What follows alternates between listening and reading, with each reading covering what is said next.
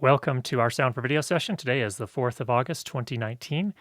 And in today's episode, we're going to talk a little bit about a recent experience I had shooting a reality film or reality TV episode. And in fact, this will probably just be a portion of that episode. We're basically second unit. So I want to run through kind of the overall experience, some potential, issues that we encountered, how we addressed them. And if you're curious about some of the background on this, there is a video on the Curtis Judd audio channel where we talked about packing for this particular job. Now, in that particular video, I talked about the main recorder I had set up for that mixer recorder was the Sound Devices Scorpio. And I was having second thoughts about using that as the main mixer because it was something that was on loan to me from Sound Devices. And I don't think they would have minded if I had used it, but I had only had it a couple days and I had spent a little bit of time with it, maybe an hour with it, but I wasn't feeling 100% competent with it. Like I didn't feel like I could solve all the problems I would potentially need to solve. And this was my first time shooting a reality TV. A lot of my other stuff has been narrative films, a lot of corporate video where things were a little bit more scripted, or at least the sit-down interviews, kind of things that are not too difficult from a technical standpoint. So definitely, this was kind of a new experience for me, and so things were going to get crazy. I was also told ahead of time we're going to have 4 wireless channels simultaneously, so I needed to come prepared for that.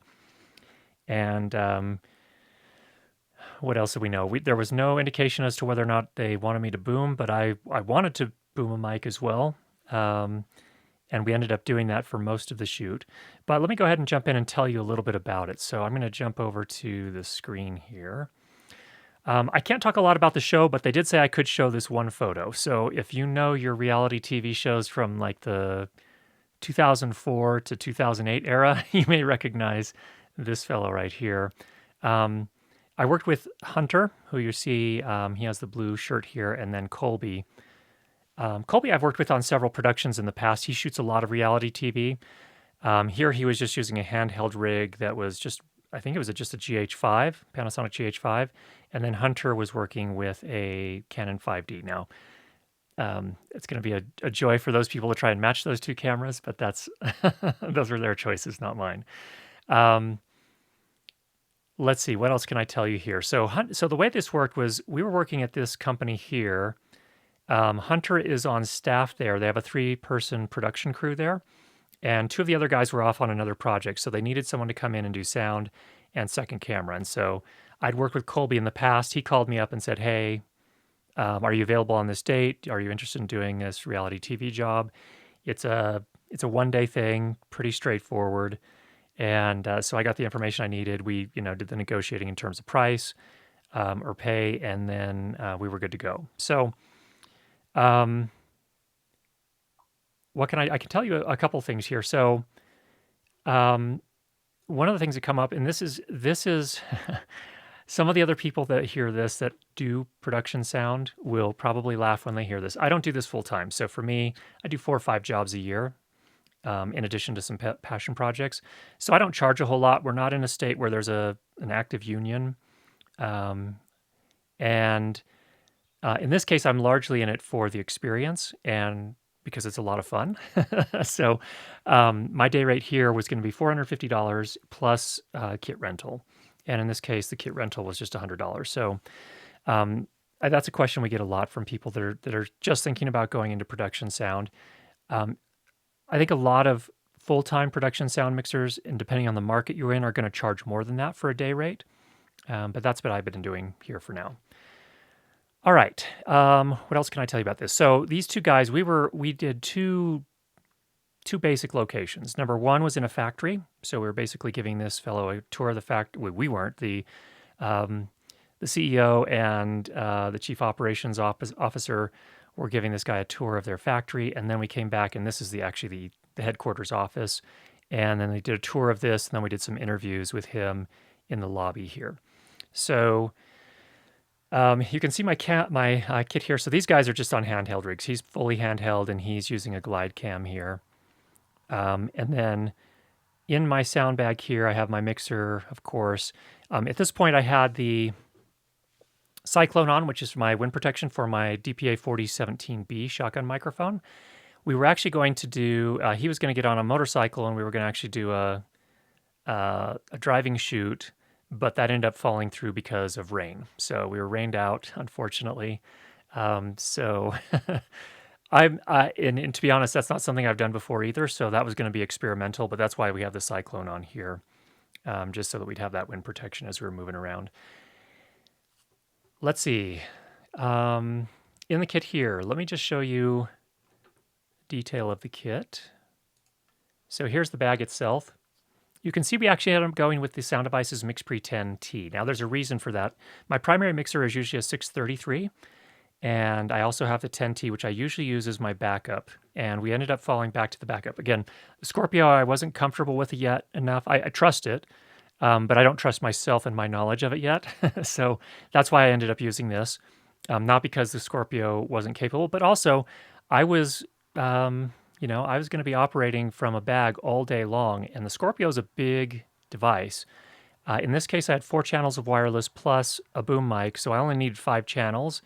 So in some respects, Scorpio was kind of overkill for what I was doing on this particular day. So that's another reason why I ended up going with this. Now, why did I go with this instead of the Sound Devices 633? It is because I ran into an issue. And it wasn't an issue with the Sound Devices, it was an issue with one of my cables. So I'll just switch back here real quick and I'll show you something. All right. On the Sound Devices 633, we have 3 XLR mic line inputs, and then we have 3 line inputs down here. The line inputs are on TA3 male connectors. They're the smaller XLR connectors.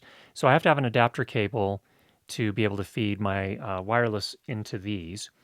And I had a problem with my wireless cables. A couple of them were not working. I don't know how that happened, but that meant that I didn't have a way to get all 5 channels into the 633. So that's why I fell back to the MixPre 10T, which has 8 full-size XLR microphone inputs, mic line inputs. So that's the reason. Also, again, because it was a really long, it ended up not being that long of a day, but I was going to be basically carrying this around in the bag all day. And when I'm doing that, I prefer to have a smaller mixer. 633 is no problem for that.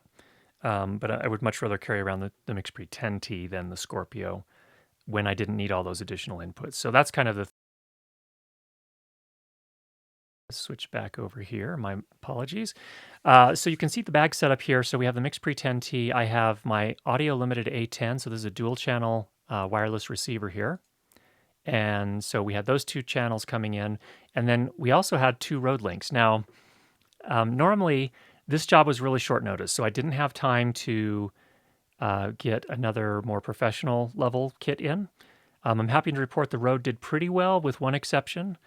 And this is, again, the Rode Link uses wireless 2.4 gigahertz, so it's using the same frequency band as Wi-Fi, and things can get a little crazy there. So those are a little dangerous. Those are fine for corporate work where I'm sitting down and I have, a chance to do the testing beforehand. And generally things aren't going to change a whole lot because we're doing seated interviews in a lot of those. But this one was a little riskier. Again, it was short notice.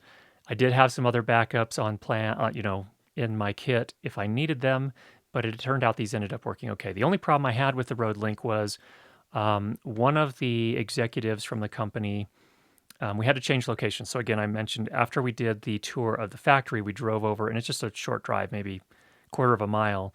But we all jumped into cars and drove back over to the offices. And in that process, we just left everyone wired up.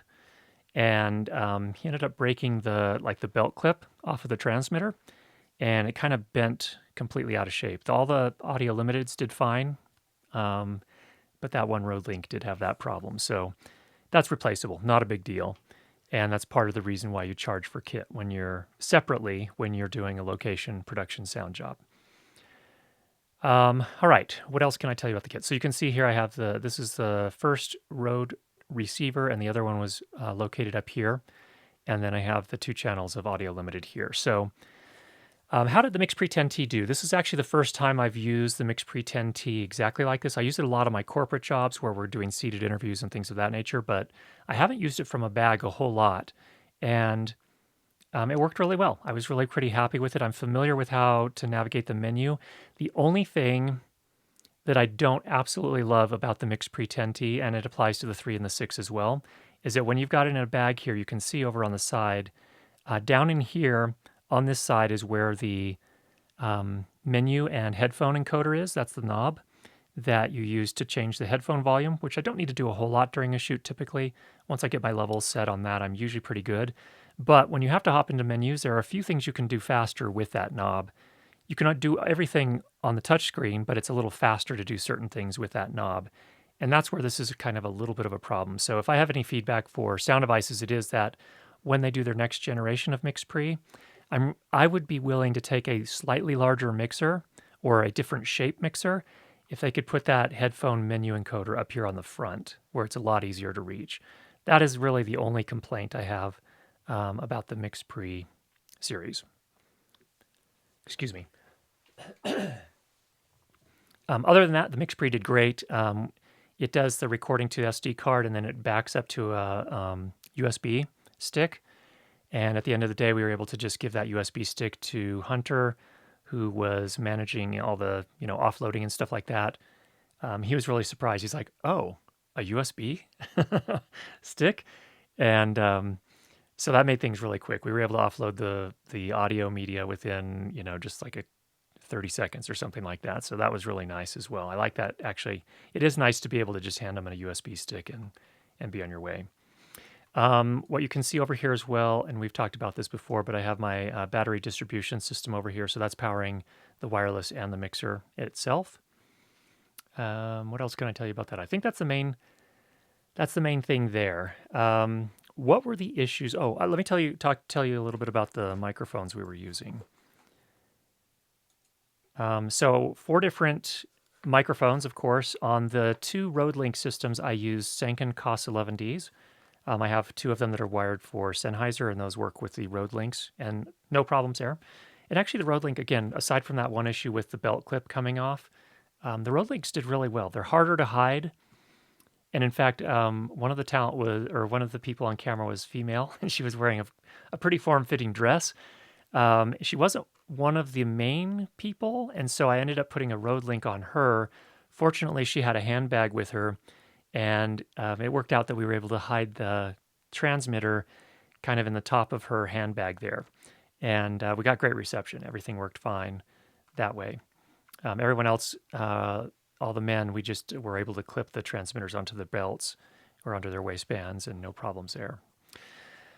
One thing I did, let me just talk about the Lavalier mics. So aside from the Sanken COS 11Ds, my 2 main Lavalier microphones that I use a lot are I have the Countryman B6 and I have the DPA 4160. These are really easy to hide. I think the 4160 has a more balanced sound overall. The B6, you have different caps you can put on it, and you have to kind of tune it to the person who's wearing it. So our guy that was wearing it had a very deep voice, so I ended up putting one of the higher frequency caps on. So it kind of gives you a little bit of a presence boost. And for people with really dark voices, not a lot of high frequency energy in their voice, this B6 worked really, really well. One issue that we did run into, and this is where things got crazy. We were like, we'd sit around for a while, and then suddenly we had to move very quickly. Like someone showed up, wire them up, and let's go. And in one case, I got about 30 seconds to wire up the CEO. And we did. But what he was wearing a button-down shirt. And given the amount of time, he's also wearing this undershirt. And so I didn't want to have to kind of basically undress him out in the middle of the office there. And we didn't have time to do that. And so I ended up going up his shirt and putting the microphone in between in the button placket. And I just don't like that location. I have had so many issues putting the microphone there. And in this case, we ended up picking up a fair bit of clothing noise. Fortunately, we had the boom mic, and the boom mic was pretty good. So we're going to be A-okay. But that is what I've found over and over again. I find much better results. I usually use Moleskin, kind of make a Moleskin sandwich with the microphone in between it. And then for men at least, I put it generally right kind of in the sternum here, right between the pecs. And that usually provides a little bit of a cavity so that the clothing doesn't rub against it a whole lot. That's how I'm getting the best results in a lot of cases. Every case is different, of course, but what I can say is that hiding the microphone between the button placket just is not working out in very many situations. So it works okay on polo shirts where the buttons only come down to here. That seems to work fine, but when it's a button down all the way down and hiding it, that's where I seem to get a lot more kind of rubbing of the clothing against the mic. So just a note there. I don't know if any of you have struggled with that. I certainly have. So fortunately we were booming, and so we're going to be okay. It's not a big deal in the end. Another reason why it's important to boom and to lav if you can. We did run into some issues. We were basically doing walkie-talkie interviews through the office and the factory.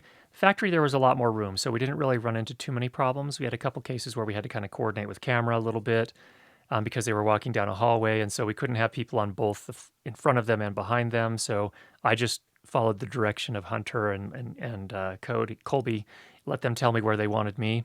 But we boomed the whole way, fortunately. And that was one issue. And then in the factory, once we got into the factory out of the hallways, there was plenty of room, so it wasn't really an issue there booming. We didn't have spotters, and this is where it's very different from a union job. I think in a union job, they take safety a lot more seriously.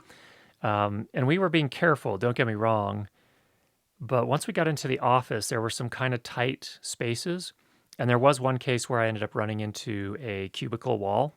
Nobody got hurt. Everything was fine. But we did have to kind of do basically a retake. And the crew and the cast all got a good chuckle out of that at my expense. No big deal. But I don't know if there's anything I could do differently on there. Again, it was not. I think safety is really critical. In this case, none of us were at kind of great risk, and really it was just the boom pole hit a cubicle wall, so it wasn't a huge deal. And then there was another time when I was booming over Hunter's shoulders, and kind of things were closing in. The two camera guys were kind of closing in right at me, and I ended up bumping Hunter a little bit, not just gently, kind of on the head, and he kind of looked back like, whoa, what's going on? But that's the kind of craziness that you often find, or that I suspect you often find. Again, this is the first time I've done reality TV, so that's the kind of thing you can often run into. So interesting experiences there. I really, really wish we would have had the chance to do the driving shot as well. I think that would have been a really great learning experience for me as well. But I ended up getting some ambient sound, gathering some ambient sound in between when we were waiting for different talent to show up, or different people that were going to be on the show to show up. And we had little breaks in between. So just the sound, kind of ambient sound, the equivalent of room tone outside the office, some inside of the kind of the main atrium there, where we actually did shoot an interview, and we just did a standing interview. He was just standing, I was booming over him. He still had his lav mic on, and both cameras are trained on him, and it was just a really quick, like 5, maybe 10 minutes at max. We did have some people come into the atrium really loudly, so we had to kind of wait until they passed and then do a retake on that particular question. But again, pretty smoothly there. So those were some lessons learned there. So is there anything I would do differently? I don't think there were any major snafus. I think if it would have been possible, if there had been time, I would have liked to have walked through the locations a little bit first, just so I could have a feel for the lay of the land.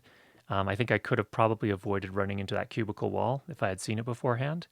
But in any case, all right. Let's go to the questions here. Marcus Hawkins, hey, from Atlanta. Hey, Marcus, thanks for joining us. It's good to see you here tonight. We have Geek Homeworld. Hi, Curtis. Welcome. Alejandro, it's good to hear you again. Dylan, great to see you. Getting ready for a shoot soon myself, and these past 2 videos have been great. Glad they've been helpful. Thanks a lot, Dylan. Tim, hi from Dublin, Ireland. Thanks for your videos, Tim. Wow, Tim, thanks for joining us all the way from Ireland.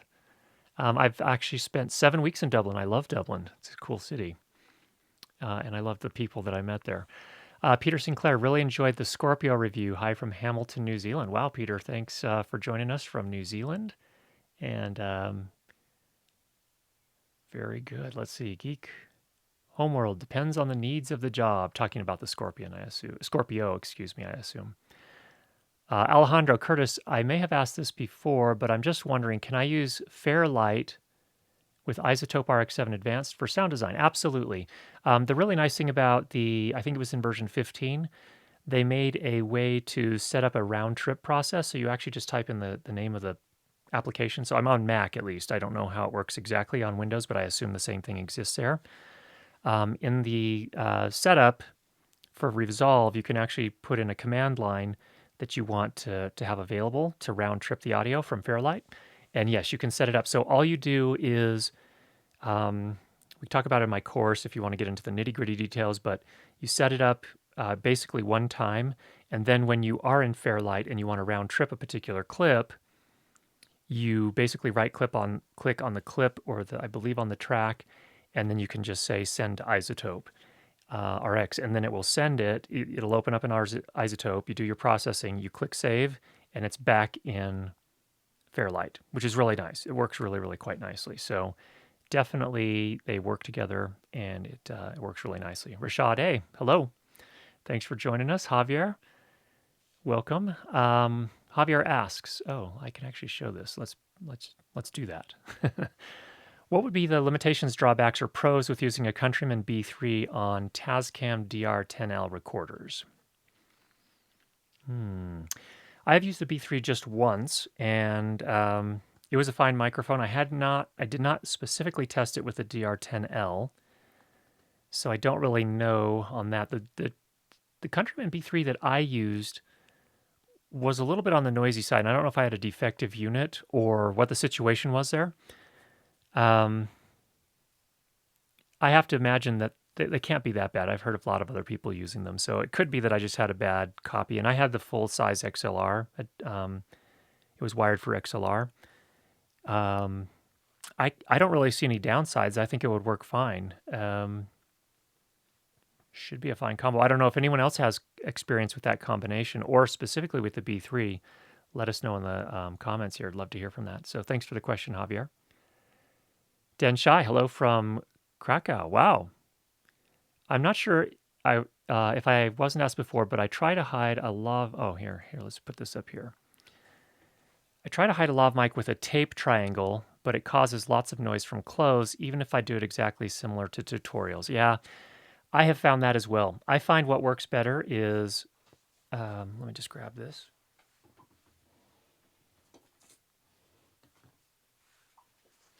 So what we have here is some Moleskin. If you haven't seen this before, you can buy this basically at any drugstore. It doesn't usually come in a roll at the drugstore. It comes in a little plastic packet, but it's sort of felty on one side, and then it's adhesive on the back. This is made for when you have blisters on your feet. You can cut out a piece of this, put it over the blister, and then you're usually going to be good to go walking around that day so that your shoe won't rub against the blister. That's really kind of what it's made for. But what I find is that I actually create a sandwich of this. So I cut two pieces of this, put the microphone on the felt on one piece, and then tape another piece, use the adhesive on the back of another piece over it to hold it in place. Then I take the adhesive off the back piece and hide that attached to the person on their skin, usually in this area.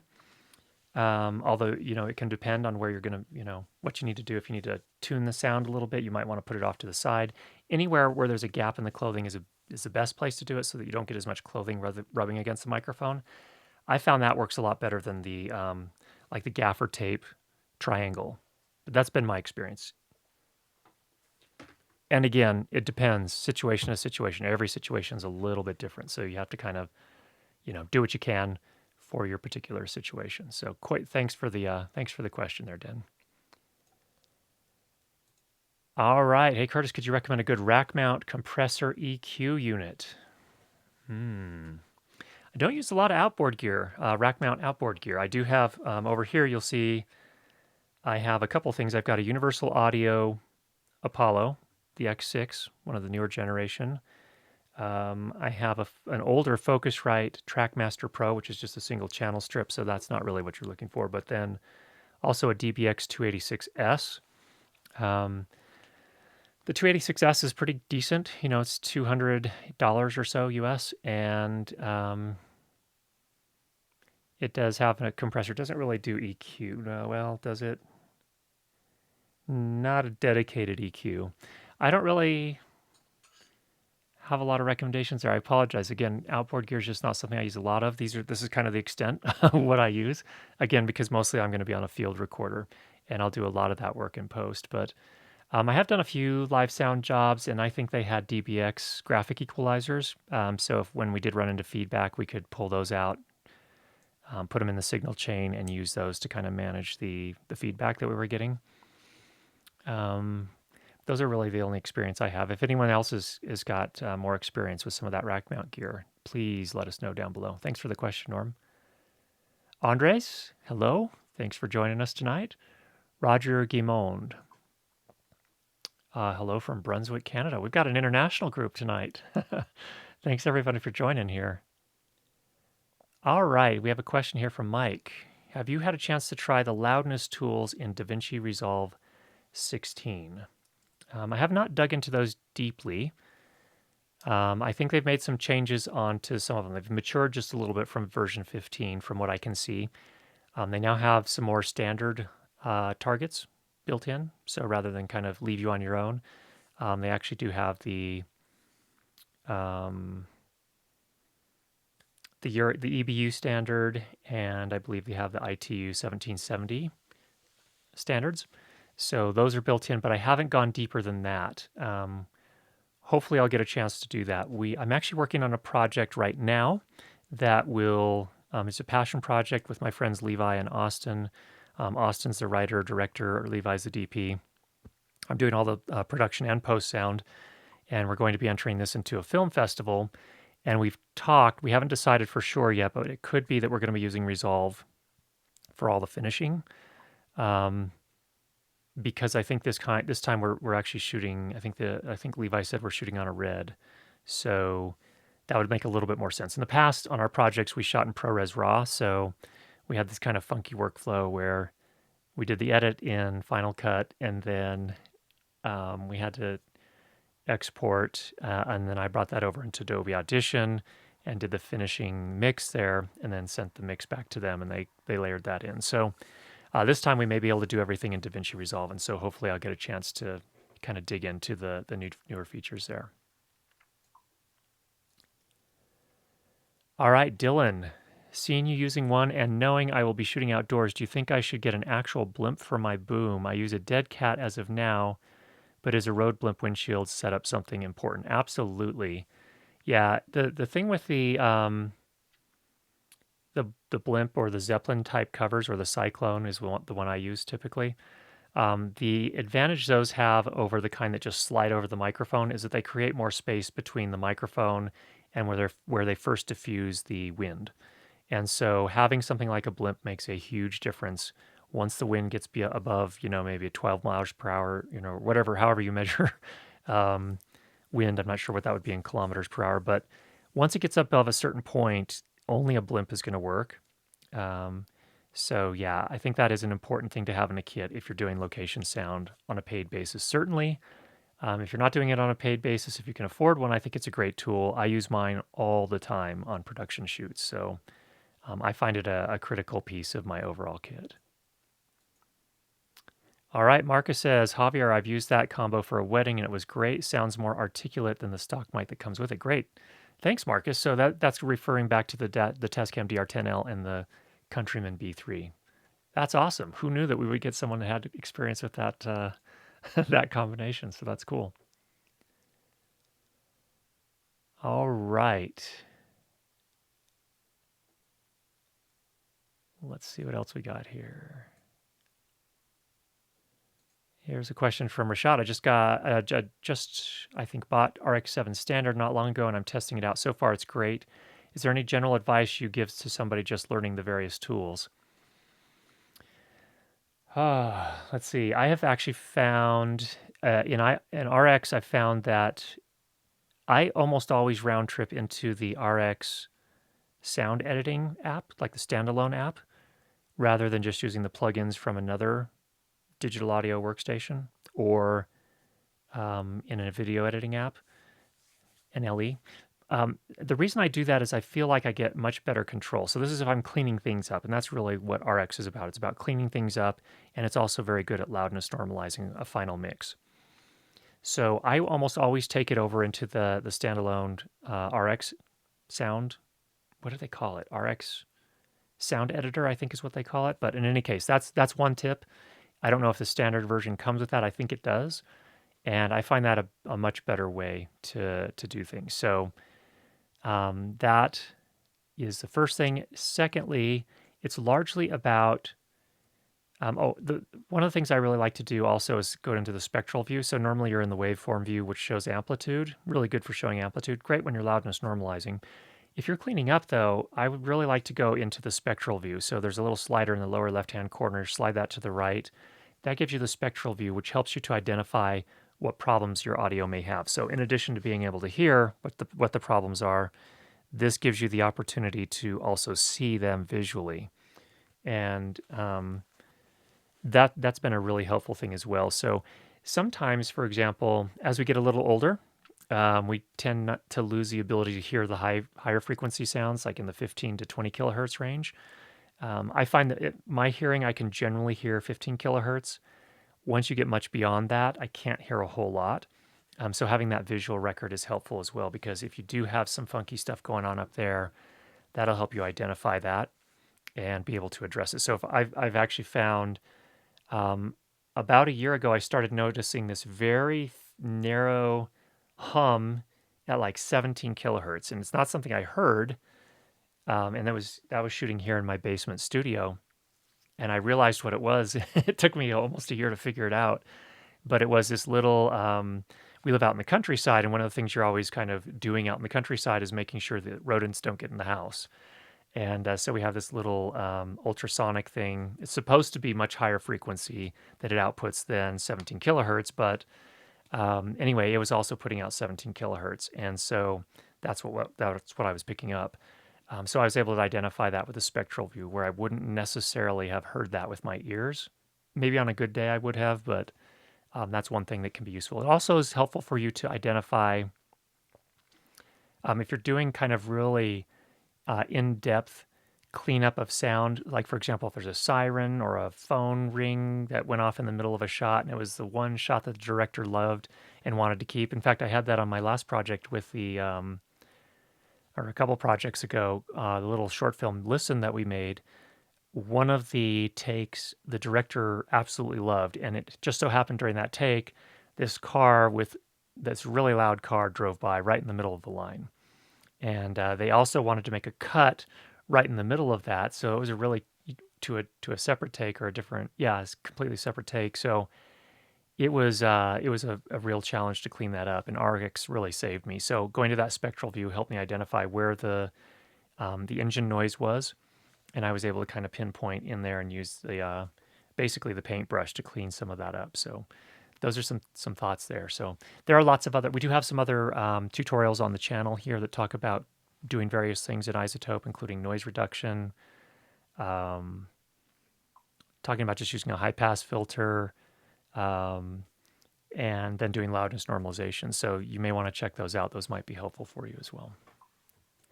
All right. Thank you for that, Rashad.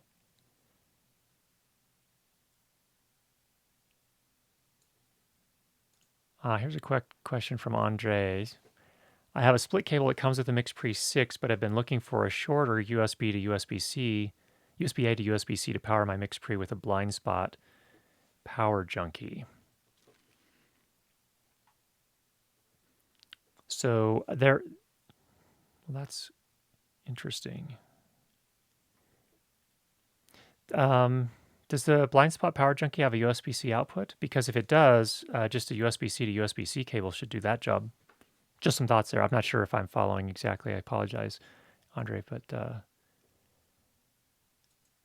good question. Okay, Greg, tried some Ursa Moleskin the other day. Really like it over normal Moleskin. Interesting. Okay, so this is the company I assume that also, the Ursa Straps company, Greg, that makes all the things for hiding lavalier microphones. That's interesting. I'll have to give that a try. I got a little kit of theirs. I wonder if, I don't know if any of the Moleskin is in there. I'll have to check that out.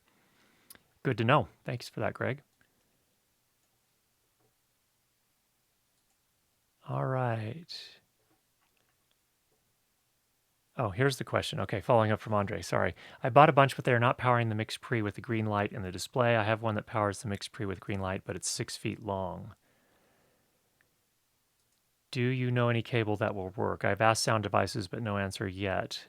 Usually they're pretty good about answering. So if you contact their support, I apologize. I mean, not apologize, but well, I guess I am sorry. But I don't know when you ask them, but they're usually pretty good about getting back in a pretty timely fashion. So hopefully they're able to get you some. But I just use a USB-C to USB-C cable, and that works pretty nicely. I also actually, I take that back. Well, that's when I have it connected to a computer, and that works fine. One second. I don't have it here with me. I have an Anchor Smart USB battery bank, and it puts out a higher amperage, so a higher current, and that has a USB-A connector on it, so a USB-A to USB-C connector. And I think I just used the cable that came with the Anchor USB battery bank, and that powers my Mix Pre just fine. So I apologize. I don't know if I have anything more than that. That is one of the challenges with USB-C that is so frustrating, is that they made this one type of connector that can do multiple things. Some of them cannot carry as much current as others, and so that's why you're running into the problem you're running into, Andre. So USB, come on, guys. I know it's a standard that's developed by a committee of different companies. I think USB-C is more capable than some of the previous USB standards, but man, it's confusing. And some of them are kind of the high power capable, but there's no way of looking at the cable to determine that. You have to actually look at the specs, and you have to hope that the manufacturer actually tells you the specs and what it's capable of. So it's a real frustrating experience. I definitely feel you there, Andre. Okay. Oh, here we're talking a little bit about the outboard gear again, and we were talking about kind of I think the $200 to $300 range. For that price, there's not a whole lot, but you might look into the DBX 286, like Curtis mentioned, or possibly the PreSonus Studio Channel. Thanks for that. And I'm not sure. Do you say Vite Jose? Not sure. Both of those are channel strips that include preamps, so if you don't need that, then perhaps you could look into a separate units for EQ and compression. Check out the FMR RNC, for instance. Thank you. That is helpful. All right. Javier, recording car dialogue, Zoom F4 with the Audix SCX1 hypercardioid. Would this be a good setup? How close to talent and mounting placement? Any thoughts? Yeah, I think that could be a good place, a good combination. The Audix is, of course, that's a pencil mic, so you need to have a little bit more space, and you'll have to work with the camera department or the DP to figure out what kind of shot they're going to get, how tight it's going to be, as to where you can hide it. But yeah, that could be definitely a very good combination. I have recorded with my Schoeps CMC 641 in a car before, and we were able to hide that up in the visor, and that worked pretty nicely. A lot of times, too, I'll just use lavs on the visor in a car. That has worked out pretty nicely for me as well. So, yeah, definitely, Javier. That could be a good combo, I think. All right, Mark from Australia just got the Audio-Technica 4053B to replace the Rode NT5 I was using for interior booming. Do you still like the AT 4053B? I absolutely do. I think that's one of the best value hypercardioid mics out there. The Audix SCX1 is nice as well. I think the AT 4053B is a little quieter in terms of self noise. So I really still love the AT 4053B. I think that is a fantastic option, and I've done paid shoots with that. Great results. So been really happy with that one. All right. Rashad says thank you. Norm says thank you to Vite Jose.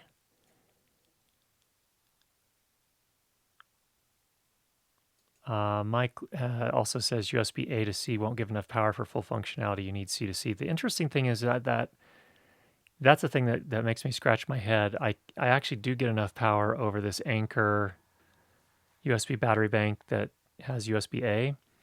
They call it a smart battery because it's able to somehow figure out what kind of current they can deliver, or maybe I don't know what all it's doing, but that one actually worked to power the Mix Pre 3 and 6, not the 10T.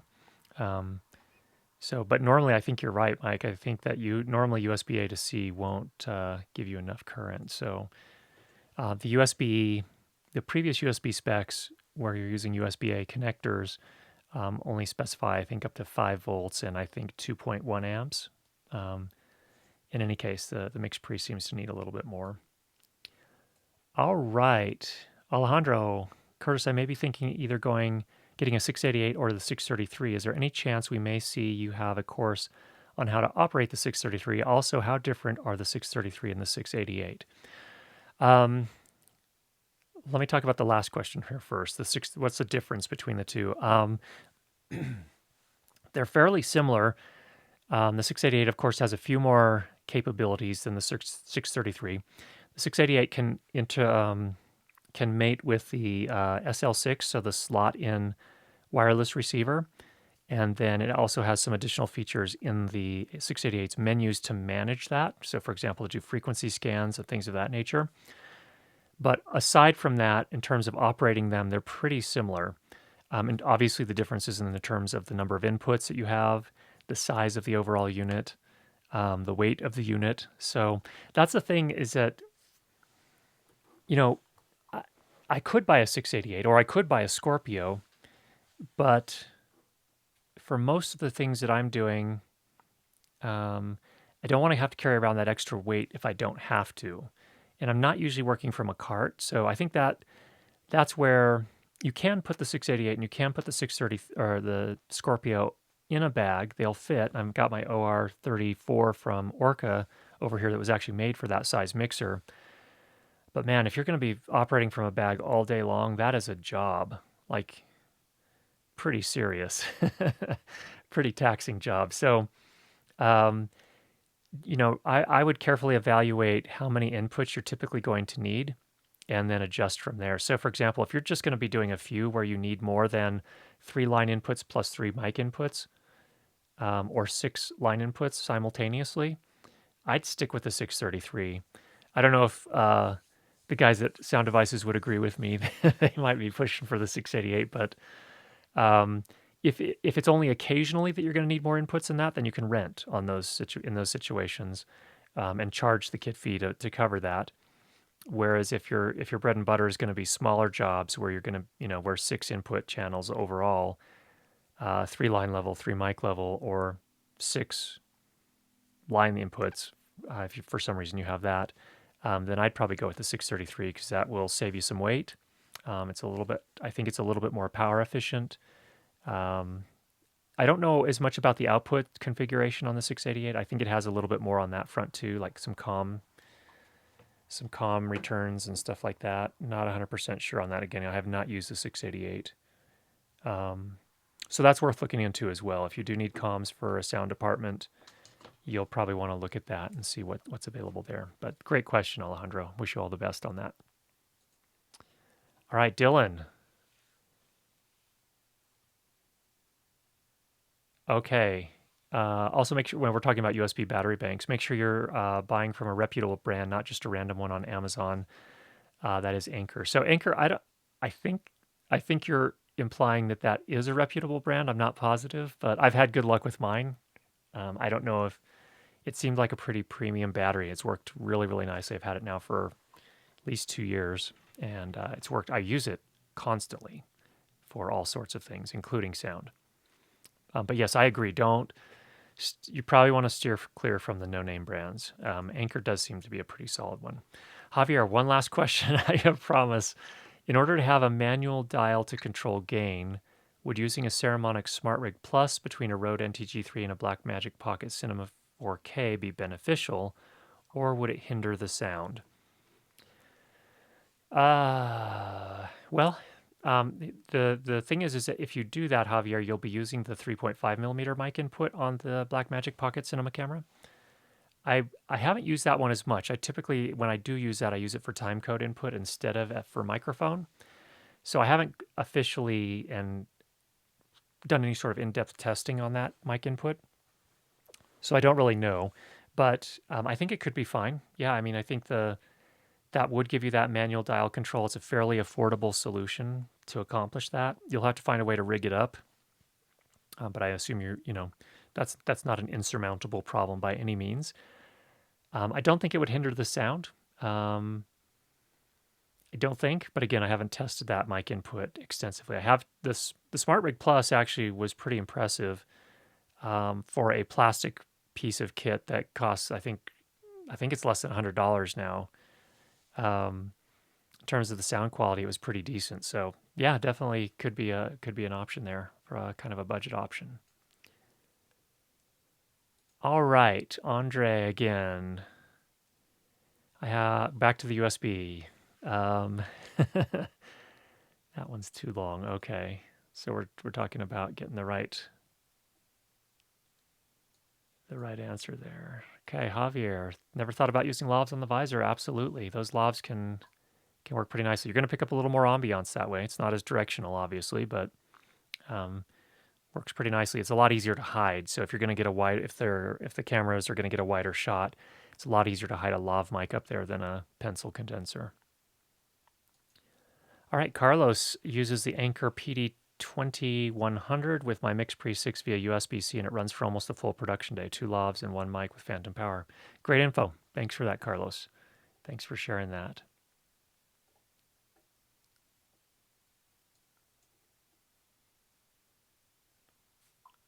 And then Mike has not been successful with any USB battery banks, including Ankers besides C2C. Yeah, thanks, Mike. I mean, this is a little bit of a mystery, and so it's going to take some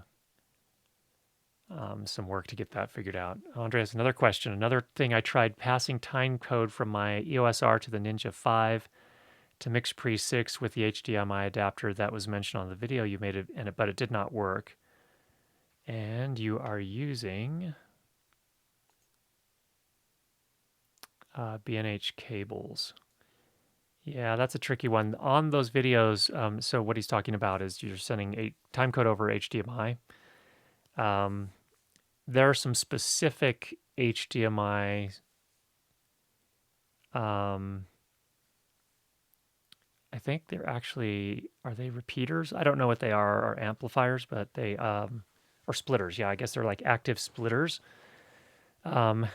Some people had good luck with them. I never followed up on that because honestly, I'm not really using the Atomos recorders as much anymore because I'm doing a lot more focus on sound. So when I do shoot my corporate work, I typically just record the sound and the camera separate from each other. So I haven't been using, and in my cameras now, I just shoot, just shoot in the camera.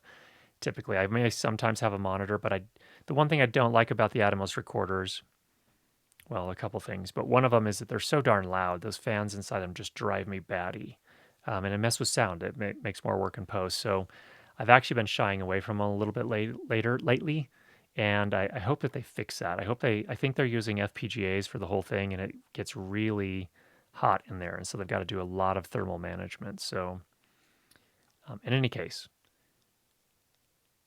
okay. Carlos also mentions you can use USB-A, but won't be able to get 4 channels with phantom power. So if you're on the MixPre 6, we're back to the USB battery bank item.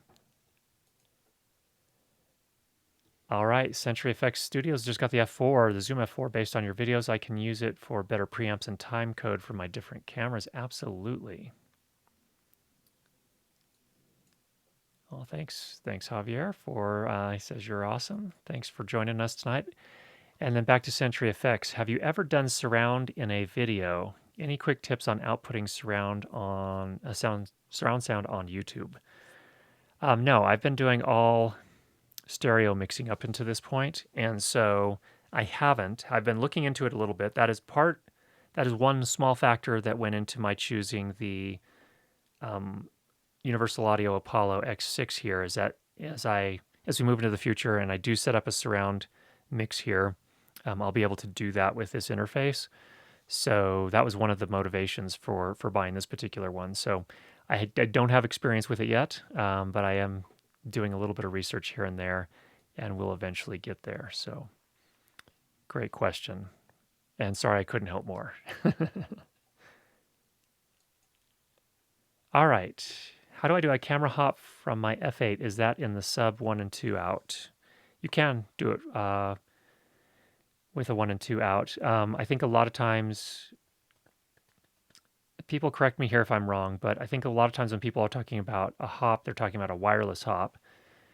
So you can use whichever output you need to get the signal into a wireless transmitter, which then can hop to the camera. So yeah, but you can use the sub 1 and 2 out, definitely, if you have a transmitter where you have a 3.5 millimeter input. So that's definitely an option there.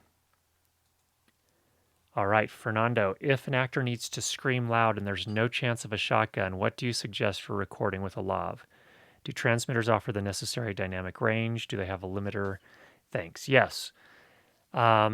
Great questions. Some of the higher end